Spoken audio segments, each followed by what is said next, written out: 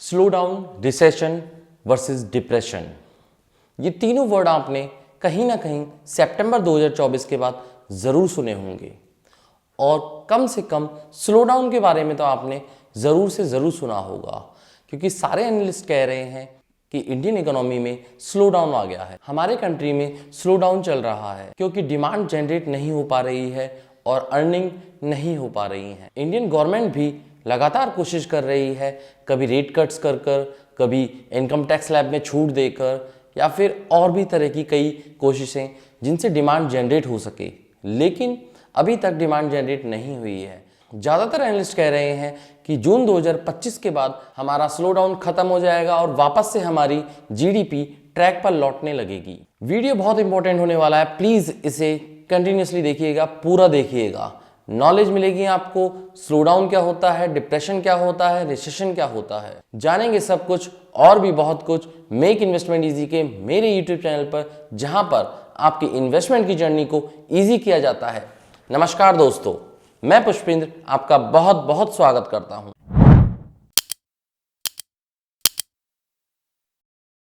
Slow down versus recession versus depression जानेंगे detail में। इससे पहले हमें जानना होगा बिजनेस साइकिल क्या होती है, या फिर बिजनेस साइकिल को हम इकोनॉमिक साइकिल भी कहते हैं। ऐसी कोई सी भी इकोनॉमी नहीं होती जहां पर जीडीपी कंटिन्यूअसली ग्रो करती रहे, कभी ना कभी वहां पर डाउन ट्रेंड जरूर आते हैं।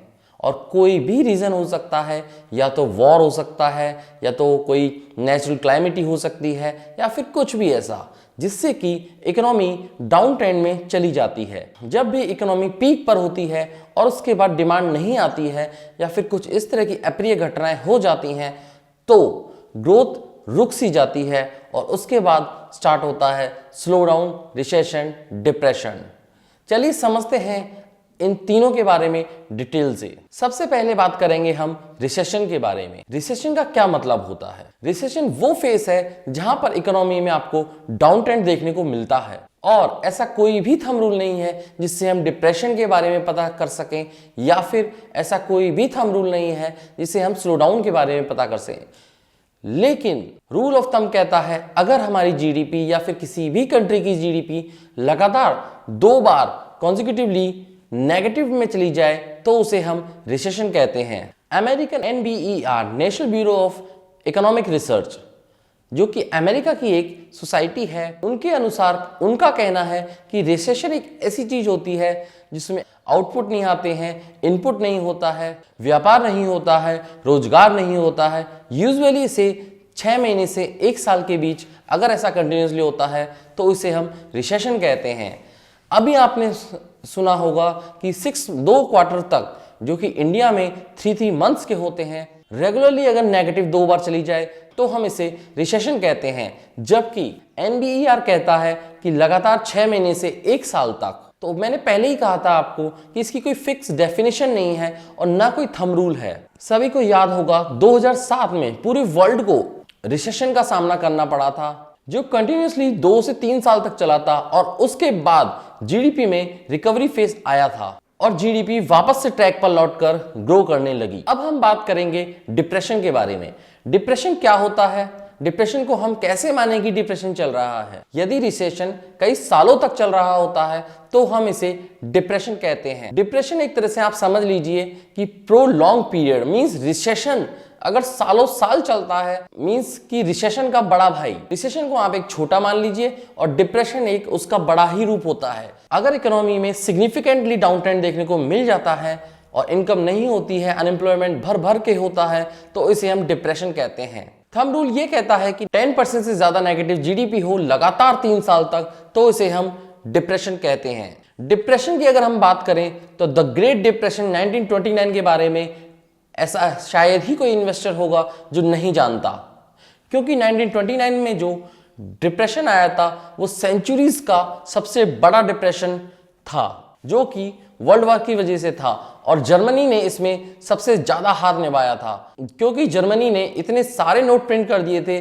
जिससे इन्फ्लेशन बढ़ गया। इन्फ्लेशन बढ़ने से रिसेशन आया, रिसेशन के बाद कंटिन्यूसली रिसेशन रहते हुए डिप्रेशन आ गया, और जो 10 से 12 साल तक चला था। सोचिए, लोगों के पास पहनने को कपड़े नहीं थे, खाने को दाना नहीं था, रोजगार नहीं था, और हालत इतनी खस्ता थी कि अगर एक ब्रेड के टुकड़े को भी लेने जाने पड़े तो भर भर के नोट ले जाने पड़े। लोग क्या करते थे, लकड़ियां जलाने की वजह, क्योंकि वहां पर सर्दी बहुत पड़ती है यूरोप और अमेरिका में, तो लकड़ियां जलाने की बजाय वो नोटों को ही जला लिया करते थे। मतलब लकड़ी इतनी कॉस्टली हो गई थी कि नोटों के कंपेयर में कि उनसे लकड़ी आ ही नहीं पाती थी। ग्रेट डिप्रेशन से पहले जितने भी इकोनॉमी के डाउन ट्रेंड्स थे उनको डिप्रेशन ही कहा जाता था, जबकि जैसे ही ग्रेट डिप्रेशन आया उसके बाद रिसेशन इंट्रोड्यूस हुआ कि रिसेशन भी कोई चीज होती है जो शॉर्ट टर्म के लिए होती है। डिप्रेशन एक लॉन्ग टर्म के लिए होता है और रिसेशन एक शॉर्ट टर्म पोजीशन होती है। अब हम बात करेंगे slow down. Slow down phase क्या होता है? स्लो डाउन फेज वो होता है कि किसी भी कंट्री की अगर जीडीपी गिर गई हो लेकिन पॉजिटिव में हो, मींस जीडीपी में डाउन ट्रेंड तो आ जाए लेकिन जीडीपी पॉजिटिव में चल रही हो तो उसे हम स्लो डाउन कहते हैं। ये 1-2 क्वार्टर हो सकती है लेकिन यहां पर जीडीपी हमेशा पॉजिटिव में रहती है। जैसा कि आपने हाल ही में देखा होगा, सितंबर 2024 के बाद इंडियन इकोनॉमी एक स्लो डाउन से गुजर रही है और इस वर्ड को आपने कई बार न्यूज चैनल पर या फिर अखबारों में पढ़ा होगा कि हमारी इकोनॉमी स्लो डाउन से गुजर रही है, क्योंकि हमारी इकोनॉमी में अभी डिमांड जनरेट नहीं हो पा रही है। डिमांड जनरेट होने के लिए मैंने आपको पहले भी बताया, गवर्नमेंट भरसक प्रयास कर रही है। अब आपको समझ आ गया होगा कि इंडिया में क्या चल रहा है, डिप्रेशन, रिसेशन या फिर स्लो डाउन। तो आप क्लियर कह सकते हैं कि अभी इंडिया में स्लो डाउन चल रहा है और मोस्टली एनालिस्ट का कहना है कि ये ज़्यादा दिन नहीं रहेगा और इंडियन मार्केट अभी काफ़ी अट्रैक्टिव है। आप स्टॉक ले सकते हैं या फिर आप ETF में इन्वेस्ट कर सकते हैं। हमारे भारत देश की बात करें तो 1951 से आज तक हमारे देश में डिप्रेशन नहीं आया है और न ही हमारे देश में टेक्निकली रिसेशन आया है, क्योंकि 2007 का जो रिसेशन था वो हमारी कंट्री की वजह से नहीं था, वो था यूएस कंट्री की वजह से।